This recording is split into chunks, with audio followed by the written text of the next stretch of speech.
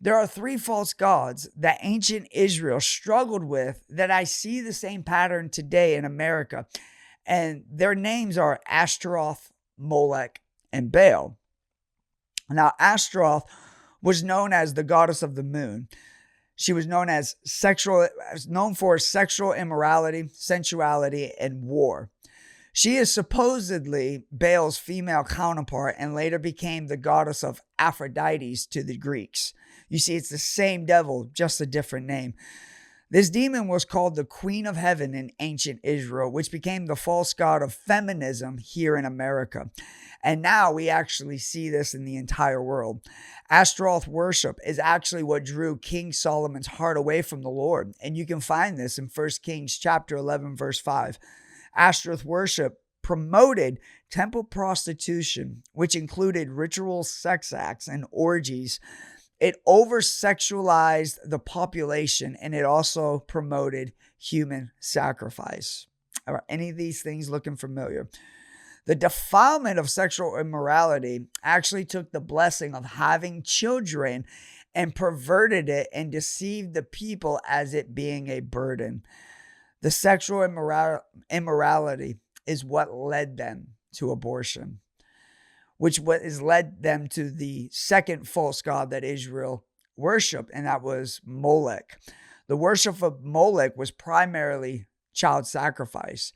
See, a statue was actually made, and this statue looked like a man's body and a bull's head, and with its arms stretched forward, making a cupping position with its hands. And they would heat this statue up from the inside, making the bronze of this statue incredibly hot. See, we see this today in abortion. They would sacrifice these babies.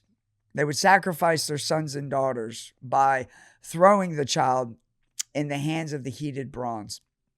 Jeremiah chapter 32, verse 35 says, "And they built the high places of Baal, which are the valley of the son of Hinnom, to cause their sons and their daughters to pass through the fire unto Molech, which I commanded them not, neither came it into my mind that they should do this abomination." So in this scripture, we can actually see that Yahweh actually connects the worship of Molech to Baal. Melissa Farrow, the director of research for Planned Parenthood Gulf Coast, states this: after the physician has confirmed the tissue correlates with gestational age, tissue is placed in a biohazard container and gets discarded into a single container, and then it's placed into a freezer. This is very hard to hear. Anything after 16 weeks is immediately placed in the freezer after the procedure, and it is all sent away once a week for incineration, which is when they heat this oven up and they burn away, medical waste of like needles and stuff like that. And now, as we learn, Planned Parenthood, they stick aborted babies in there as well. Very, very hard to get through right now.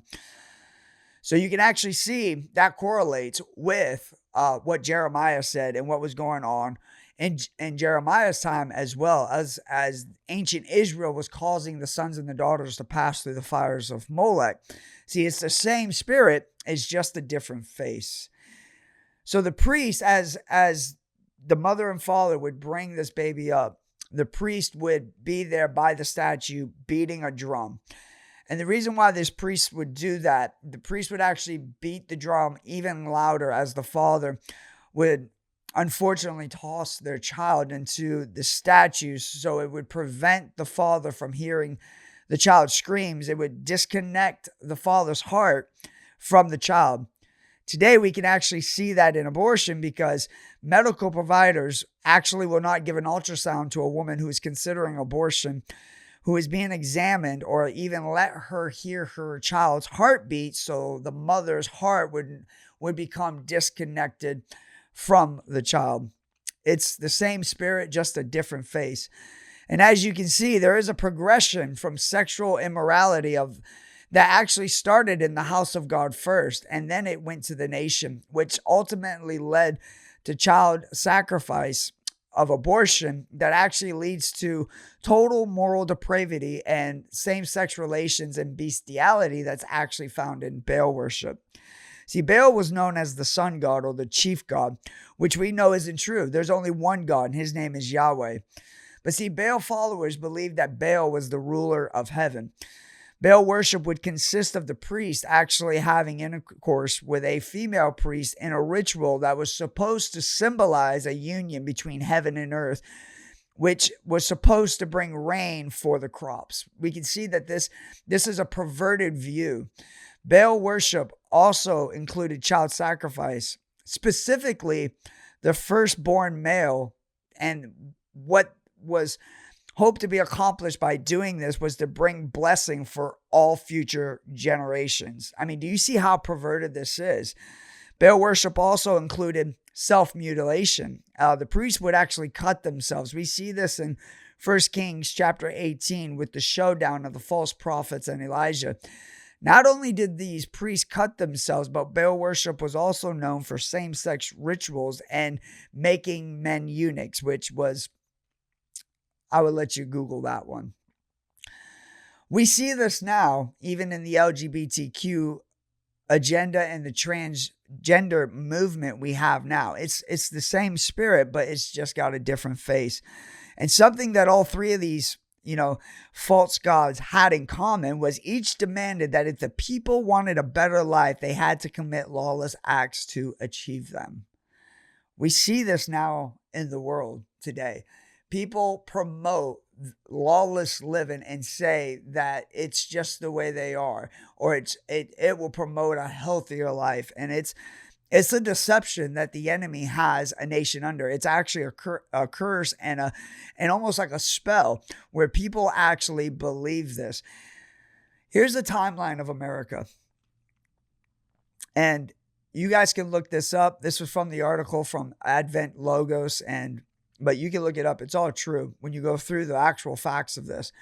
From 1920 to 1930, TV and radio became popular, and there was a slow drift away from God that started to happen in this era. And coincidentally enough, which I don't think it was a coincidence, the Great Depression starts in this era. By the late 1930s into the 1940s, World War II breaks out, and an estimated 75 million people die. From the 1950s to the 1960s, remember, America's still at war. See, America, we jumped right out of World War II and went right into the Korean War. And then from the Korean War, we went right into the Vietnam War. And all the while this is going on, we're in a Cold War with Russia. America actually was in war from basically World War I. And I don't think we've ever got out of war, because after the Vietnam War, we went to the Gulf War, and then we're, the War on Terror war. America's never got out of war, and we can see that one of the attributes of these demons was war. 1950 and 1960 is actually when the sexual revolution starts. Remember the attributes and the characteristics of the demon of Ashtaroth. 1970 to 1980, sexual immorality and drug use is on full display. Roe v. Wade is enacted, and feminism is on the rise. From 1990 to 2000, globalism explodes.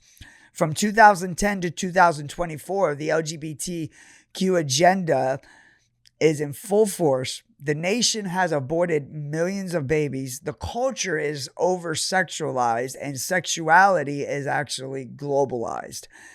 So we can actually see it doesn't just affect America, it's actually affecting the entire world right now. All of these characteristics are in full display in all of the nations. If you've enjoyed this video, please like, share, and subscribe, and we'll see you in the next one.